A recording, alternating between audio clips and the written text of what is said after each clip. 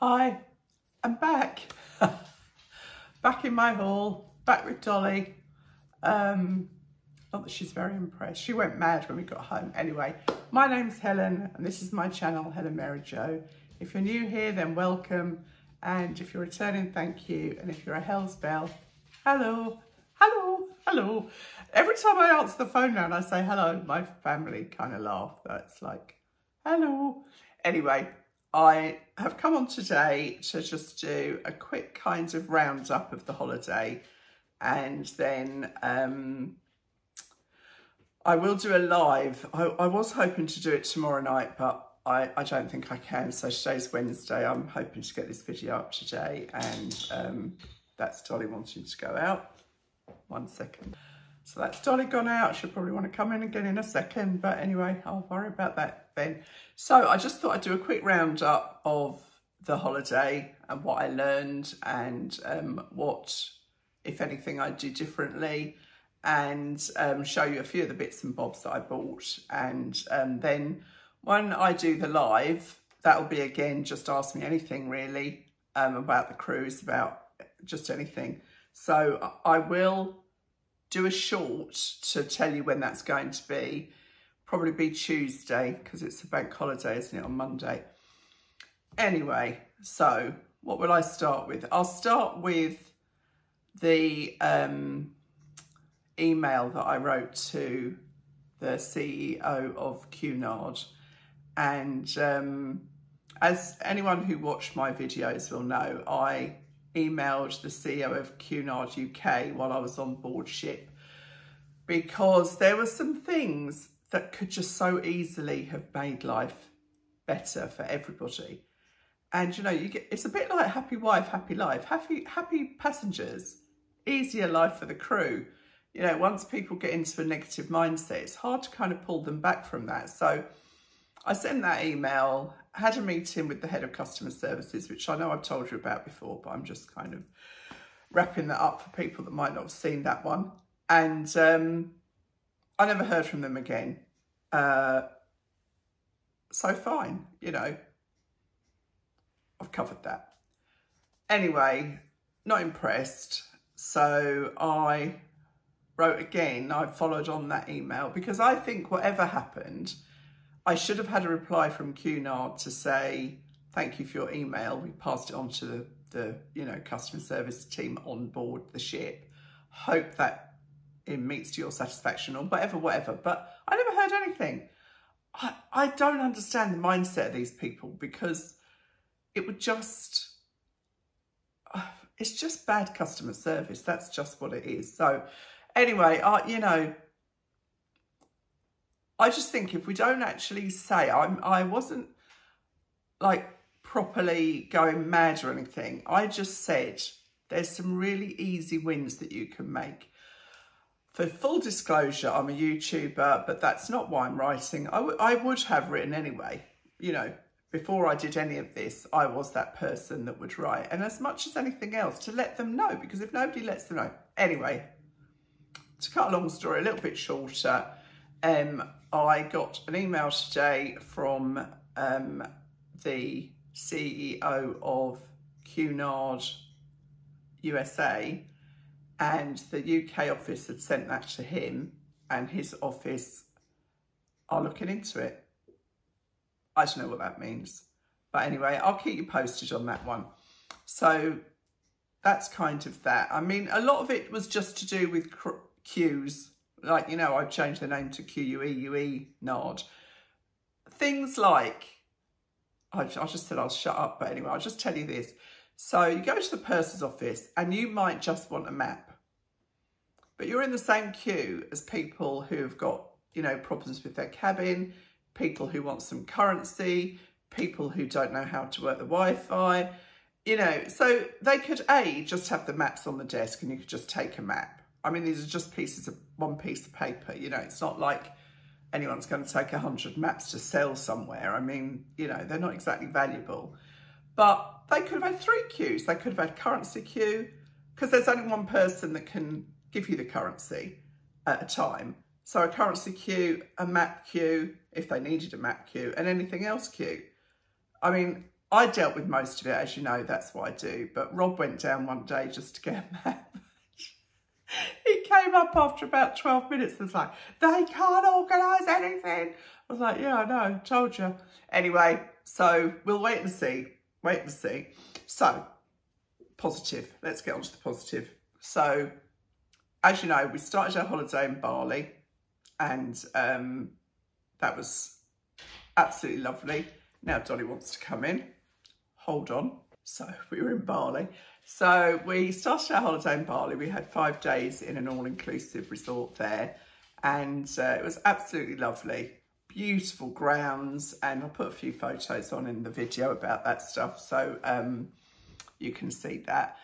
And the people there are gorgeous people, very, very polite and eager to please and everything, because I think it's their biggest income is tourism.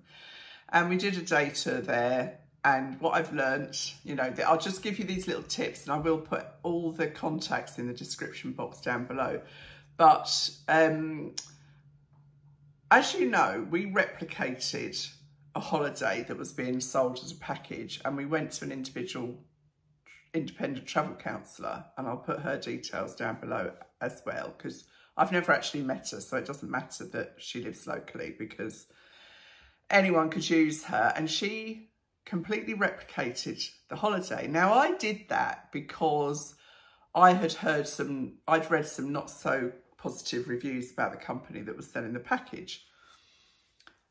But what I hadn't really thought about was that the bonus of doing it the way I did it meant that, the way we did it, was that we weren't going around, you know, when we were picked up at the airport, it was just us in a car. When we were doing the tour in Tokyo, which I'll get to, it was just us. And some people that we'd met and made friends with were in one of these big groups, and they said, you know, you're going around, just leaning my feet on here, you're going around in a group of 50 people. And so, you know, if somebody's luggage is late coming off, you can't. So you're only as fast as the slowest person, that's what I'm trying to say. So I hadn't realised the kind of unexpected benefit of doing it the way we did it. And it did cost about maybe 350, 400, maybe even more than the package, but it was worth every single cent of that, every penny. So I will definitely do that again. If I see something similar, I will definitely get this lady to see if she can replicate the holiday independently for us. So we had a driver pick us up at the airport, a lovely Balinese lady, and she spoke very good English. And, you know, naturally, they're trying to sell on. And I actually have a great deal of respect for salespeople, because I'm a pretty good salesperson myself, so I do respect it. But there's borderline, isn't there? You kind of think, okay, enough now. But they messaged me more than once with, you know, this, we could do this tour, we can do that tour, just tell us what we need, what you need. And so in the end, I said, look, I don't actually want to do that tour or that tour, but I do want to do these things. So, and one of those was the Tanalot Temple, and one of those was to see the Baronga dance, which is the traditional dance, which shows like a mythological story, but very Balinese, with the, you know, the dancers with the big headdresses on and stuff.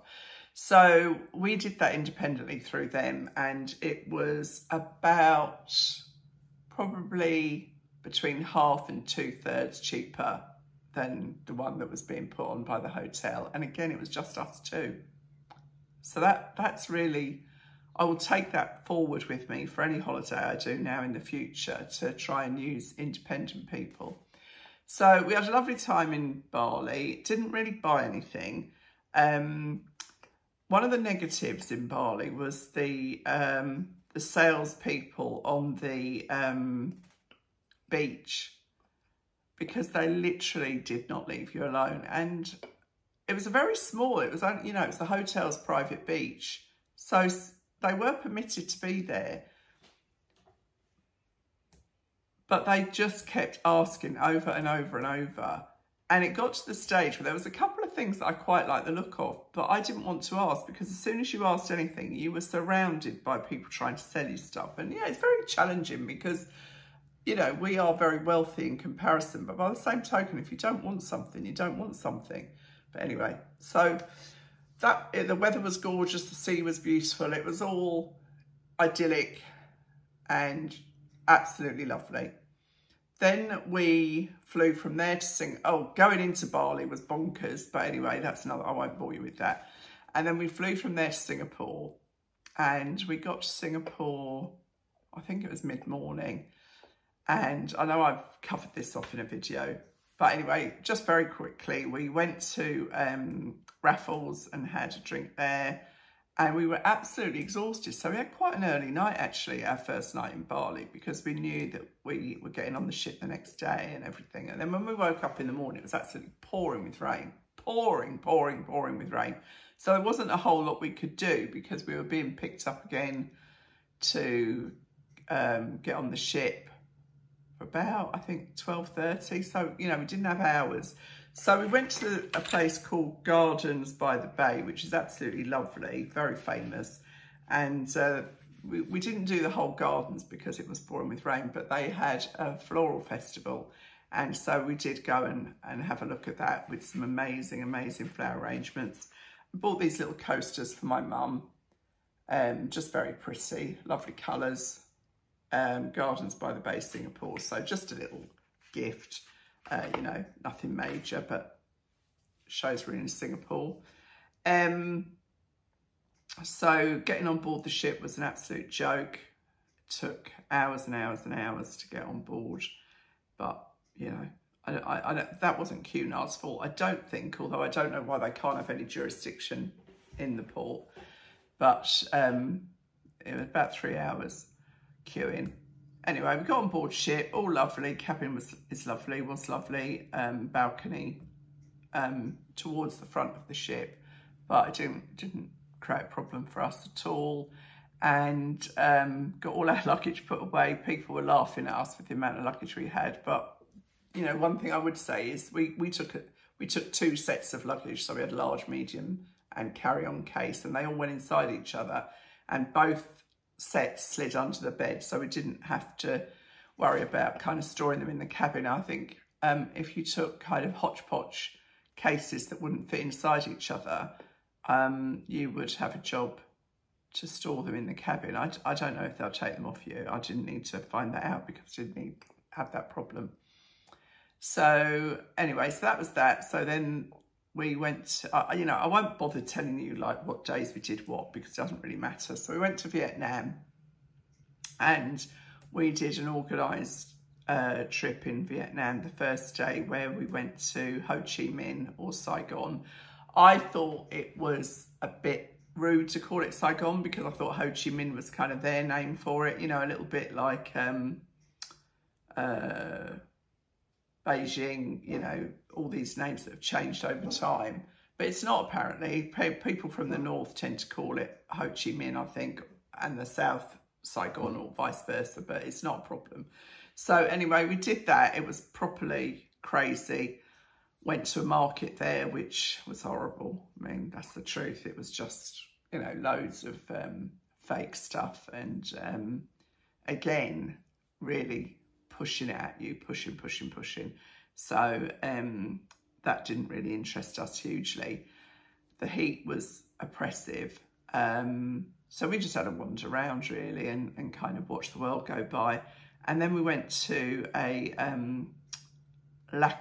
wood lacquer kind of factory place where they make all these beautiful wall hangings and stuff. And it's almost so tempting, isn't it? But you have to think, where will I put that in my house?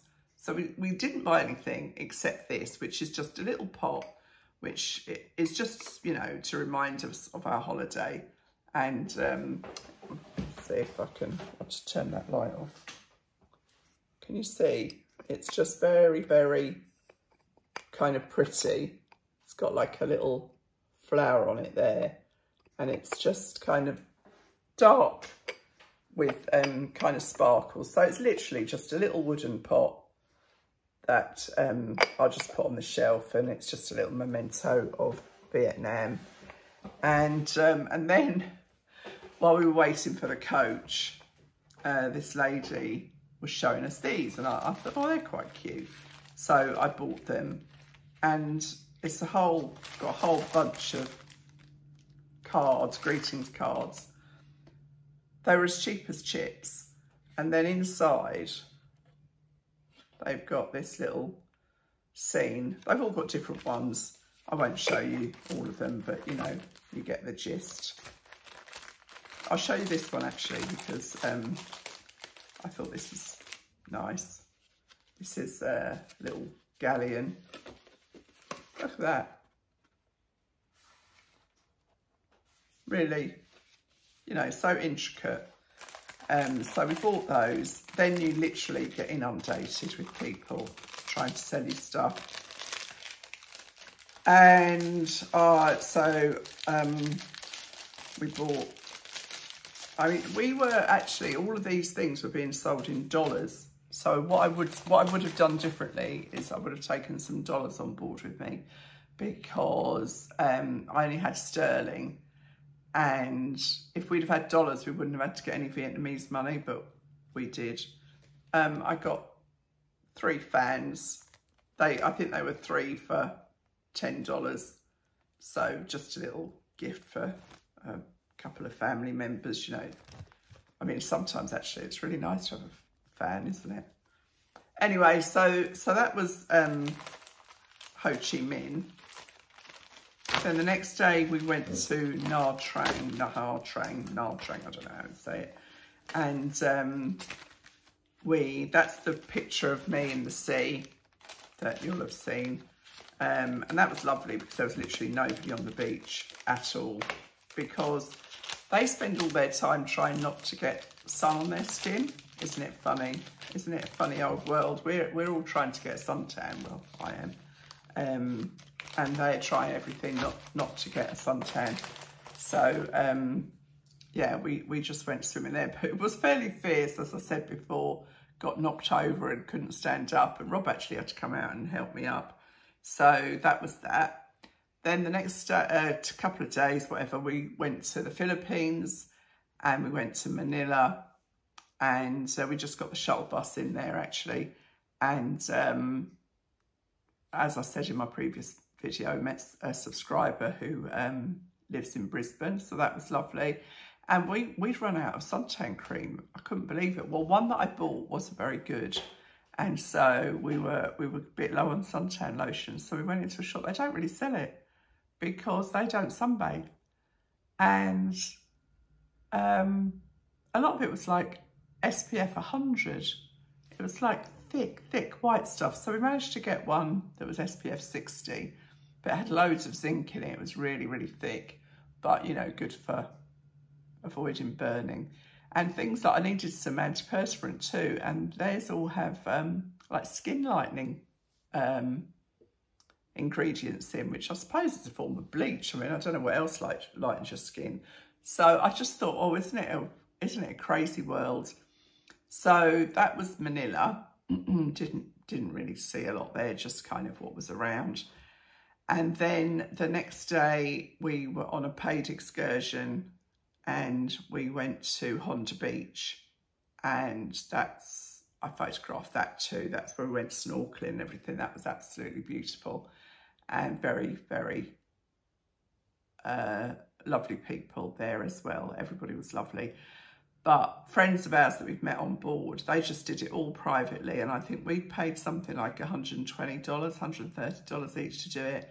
And they did it for under $60 for both of them. So what I will say is that the ships really say, if you don't go on one of our excursions and you're not back, we'll leave without you. But what they don't kind of say, of course, is that when you're on their big excursions, you know, again, it's like 45, 50 people have to get back to the bars, blah, blah, blah. But if it's just you two in a taxi, you get round all the sites so much more quickly and for less than half the price, privately seeing everything. And a lot of the taxi drivers speak English, so it's not a problem. And you know, if you set off like an hour and a half, you know how long you need to get home back to the ship. It's not a problem. So what this lady that we met does, and I will definitely, if I do anything like this again, I would definitely take a leaf out of her book. She looks at all the tours that are going to that particular place, writes down everything she kind of likes the look of in that destination, and then she just shows that to a taxi driver and says, like, you know, what can we do? And they're so happy to get the job. You can have a little bit of negotiation with them if you want to. And yeah, definitely worth doing that. And I think you know, you might get a couple of things that go wrong, but actually they all add to the fun, don't they? And if you can do it with another couple, it really does bring the price down, and safety in numbers and all that. I mean, you know, as I said to Lynn and Nick, they are, that we went out with, in a couple of situations, if that had just been Rob and I'd have been going, what's going on? You know, where's he taking us? We don't know what's going on. But because there's 4 of us, we were just laughing, saying, oh God, you know, hope they don't find our bodies in the sea somewhere. But anyway, you know what I'm saying? It's like, it's fine. And you've all got phones these days. That takes me on to something quite neatly, which again, I'll put all this down below. And I know I'm prattling on quite a rate of knots here, but there is an app called AirEra, I think it's called. And you get an eSIM for your telephone, and you can have like a global one or just the country that you're going to. And you download that into your phone and you've got all the data that you can need. And it was only about, oh God, I've got pain, about $5 for, and that's not per day, that's for the amount of data that you buy. And then if that starts to run low, they let you know and you can top it up. So I would definitely recommend that. That was brilliant. My son told me about that, and I will put a link below, and I'll put a discount code that I've got below for that as well. So that was brilliant. Oh, when we went to the beach, we were given a little picnic. It didn't say we were going to get anything, but we got the little picnics in these little bags. So cute. Little handmade woven raffia bags. It was only like some crisps. Well, they were sweet crisps, actually. They looked like crisps, but they were honey flavoured. A can of pineapple, a couple of little cakes, but, you know, and a banana. So, but I rather like the bags. I brought both of those home. And so that was Vietnam. Then from Vietnam, we went to, no, Vietnam, Philippines, then Taiwan. Taiwan was an absolute revelation to me. I hadn't expected it to be such a lovely place, and unfortunately the first day it literally poured with rain. We were supposed to be going to see the most beautiful beach in the world, but couldn't even see where the beach was because it was torrential rain. So that was a shame. So we were in a taxi and the only thing, we went to a little pottery and I bought this bowl, which this won't do it justice, but can you see the light in there? And if you, what they do in there, they sort of put a really bright light in a glass, and the glazing, it's like fire in the glazing. Now this pot was, gosh, I can't remember, probably about £25, but this is a second because it's not, can't hold liquid, because this is a little teacup. But I don't need it to hold liquid. It's just to go on the shelf propped up like that, because as you know, blue's my colour, so that's perfect. And I thought it was rather beautiful. I'll hold it up again to see if you can see the colours. So yeah, delighted with that. So that'll go up on the shelf this afternoon, how I've shown you.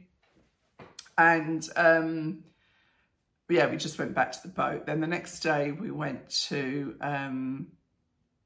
Taipei and did the taxi thing and went round so many amazing monuments. And all with this taxi driver who was so happy to tell us about his country.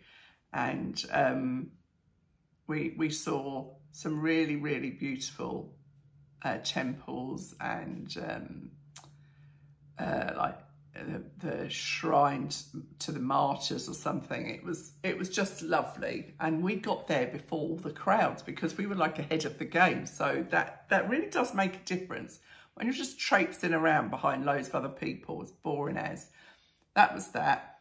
Then what else? Yeah, I wanted to say really about the tours. I would not, unless there was something that was so different that I didn't feel confident enough to do on my own, I wouldn't do a ship's excursion because, you know, you're really tied to their schedule. So if you really like something, you can't spend any longer there. Anyway, that's that. Then we went from Taiwan to Japan, and we did Ishigaki. And, oh no, Ishigaki was where it rained, wasn't it? Oh God, see, I'm getting confused. This is the trouble. I'm going to make a photo book later on today for us.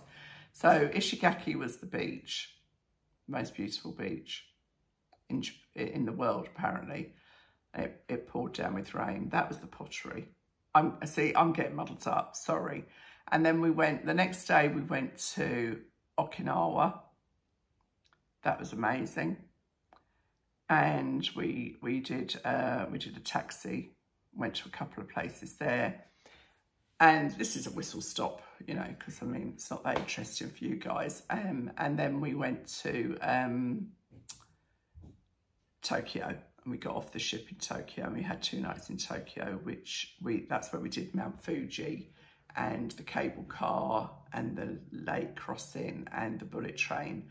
And that was probably the best day as far as doing things that I never, ever thought I would ever see.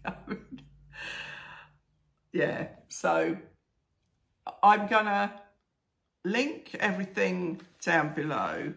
I think that what I would say is take dollars, book your own. Don't worry about booking their excursions. Just make loads of notes. I mean, what this lady did as well, because everything's up on the TV screen in the cabin, and she just used to photograph the TV screen because you can't stop them. They kind of come up, and while you're writing anything down, they've kind of gone off the screen again. So that was a bit hopeless. The Wi-Fi on board. I mean, one lady said, well, what do you expect? You're on a ship. Well, don't charge me, I think it was $30 something a day. And half the time it did not work. I just don't get that. How can you charge for something that doesn't work? They know it doesn't work because they can see exactly how much you've used it and everything. So I think that's very naughty. It's so much. It used to be apparently you bought it for 24 hours and you could use like 2 hours. That was, you know, left you with 22 hours. But now it's a 24-hour day. So, you know, you're asleep for 8 hours probably. So, you know, the Wi-Fi is, I would use the app now because I think that me trying to upload things was too stressful, really. And that's why in the end I had to stop at the end of the holiday, which is why everything got a bit delayed. Oh, I will give a shout out to my daughter's ex. She was at school with this chap, and he's got a comedy club in Tokyo, and we went there, which was a bit different. And I will put that information on below as well if you fancy going to a comedy club. It's all in English. They're all either English, American, Australian, but they're all English speakers. And the other brilliant thing on the ship was the entertainment. There was some really good entertainers. There's so much music on board. You know, there was a folk duo. There was 2 bands. There were singers. There was a couple that did, you know, sort of all just pop songs. We saw 2 or 3 shows which were really good, and I will link the ones down below that I thought were particularly good. And just very quickly, I did pack to the max. I mean, like literally, we had every ounce of our luggage allowance used, and I wore virtually everything. I was just one dress that I didn't wear, and I think I wore all the shoes as well. As you know, like these shoes, how annoying was this? These ones, which I thought were going to be my really comfortable shoes, as I got them out, that was broken. So I've been on to Next, and they said they'd give me a refund, but I actually want the shoes. So I've got the little rivet here, and I'm hoping I can get them repaired, and then they'll just give me a discount off there. So that's that. Oh, the other thing I'll just say is, remember this little Coach bag that I bought? This was just perfect for sightseeing, because the purse just slips in there, and you know, you kind of got it locked in there. This is plenty big enough for my phone and a few tissues and a lipstick, and if you wear it this way against you, I felt that, and it's really light as well. So this I was absolutely delighted with, because it was a bit of a splurge purchase. I mean, I didn't need it at all, but it worked really, really well.